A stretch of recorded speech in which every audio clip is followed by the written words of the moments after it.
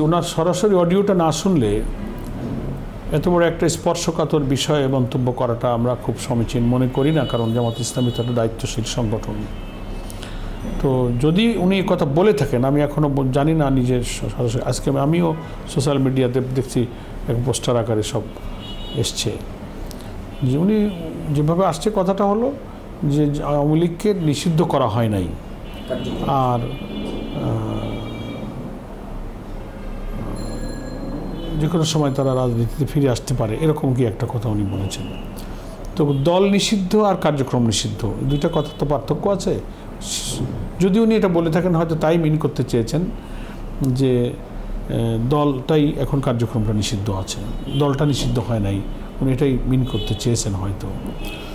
সেটা উনি বলতে পারেন। কিন্তু যে কোনো সময় চলে আসতে পারে, এই মুহূর্তে একটা নির্বাচনকে সামনে রেখে গণ আকাঙ্ক্ষার সাথে ওনার এই কথাটা যায় না, এতটুকু আমরা, যদি উনি বলে থাকেন, এটা চেক করার যদিও প্রশ্ন, যা এসেছে তার ভিত্তিতে যদি মন্তব্য জানতে চাইলে আমি এতটুকু পর্যন্ত থেমে যাব। শিয়া বাটার ও ভিটামিনে সমৃদ্ধ লিলি বিউটি সোপ, তারুণ্যময় উজ্জ্বল ত্বকের জন্য। রিমার্ক যে এই কথা যদি সত্য উনি বলে থাকেন, তাহলে যে সময় উনি কথাটা বলেছেন, যে সময় ওনার সরকারি আওয়ামী লীগের দলীয় কার্যক্রম নিষিদ্ধ করেছে, সেই কার্যক্রমের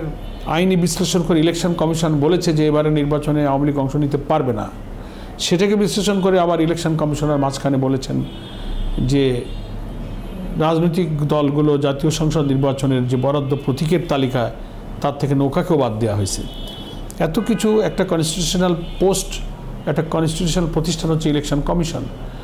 এই সব বলার পরে ইলেকশনটা এখন হয়ে পারেনি, এমন মন্তব্যটা জন আকাঙ্ক্ষার সাথে